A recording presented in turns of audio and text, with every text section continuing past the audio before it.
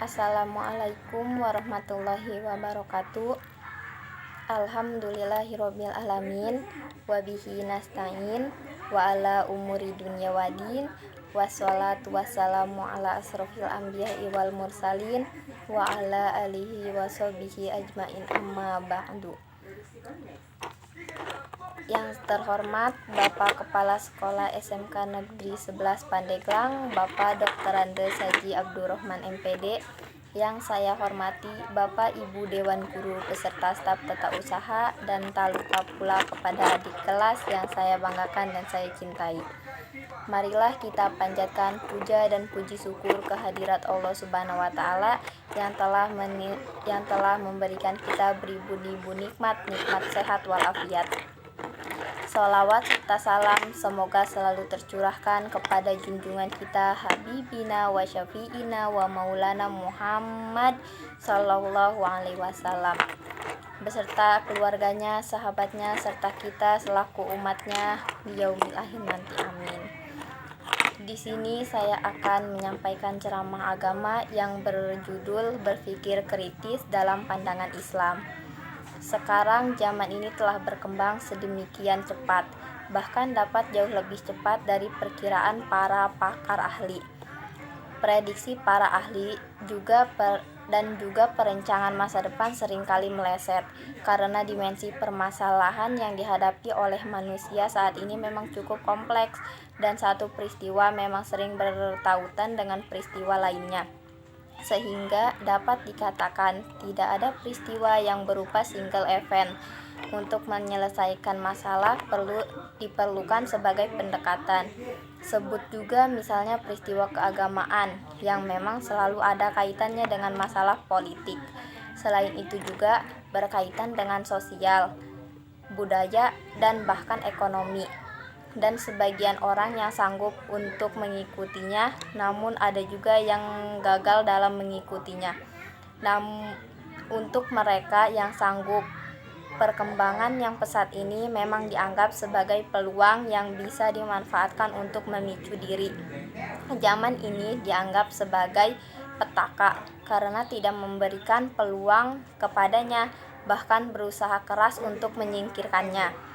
Berpikir kritis memang menjadi sebuah proses yang sadar dan sengaja digunakan untuk menafsir dan mengevaluasi informasi dan pengalaman dengan sejumlah sikap reflektif dan kemampuan yang memandu keyakinan dan tindakan.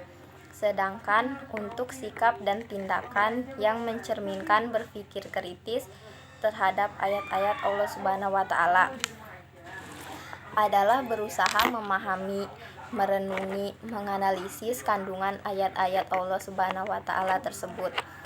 Kemudian menindaklanjuti dengan tindakan dan sikap. Cara berpikir menurut Islam diantaranya pikir, tasbih dan berdoa, pengamatan, zikir, dan kesimpulan.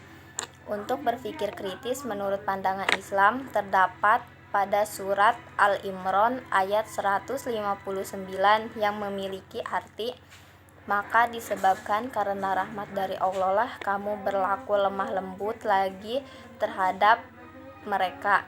Sekiranya kami bersikap keras lebih berhati kasar, tentulah mereka akan menjauhkan diri dari sekelilingmu. Maka dari itu, maafkanlah mereka, mohonkanlah ampun bagi mereka yang bermusyawarahkanlah dengan mereka dalam urusan itu. Kemudian jika kamu telah membulatkan tekad, maka bertakwalah kepada Allah. Sesungguhnya Allah menyukai hambanya yang bertawakal kepadanya.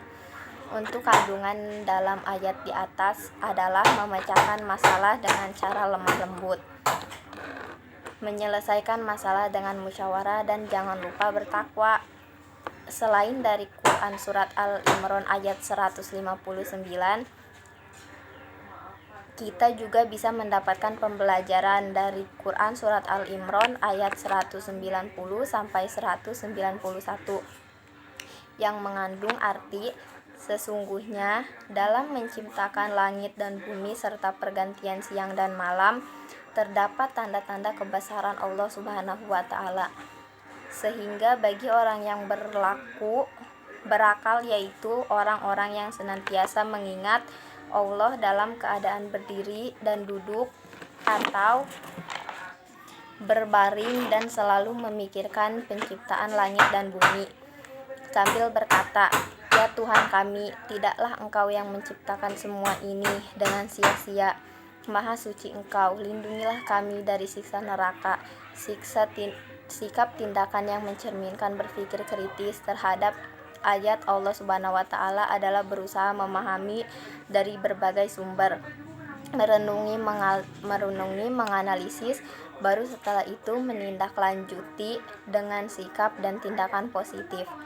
Manfaat dari berpikir kritis: semakin bersemangat dalam mengumpulkan bekal untuk kehidupan di akhirat, dapat menangkap makna dan hikmah di balik semua ciptaan Allah Subhanahu wa Ta'ala, semakin bermotivasi untuk menjadi orang yang visioner, mampu mengembangkan iptek dengan mengambil inspirasi dari segala ciptaan Allah Subhanahu wa Ta'ala, semakin bertambah keyakinan tentang adanya hari pembalasan, dapat mengoptimalkan pemanfaatan alam untuk kepentingan umat manusia, semakin bersyukur kepada Allah Subhanahu wa Ta'ala atas segala anugerah yang diberikan, menemukan jawaban dari misteri penciptaan melalui penelitian, mengantisipasi bencana alam melalui gejala dan fenomena alam.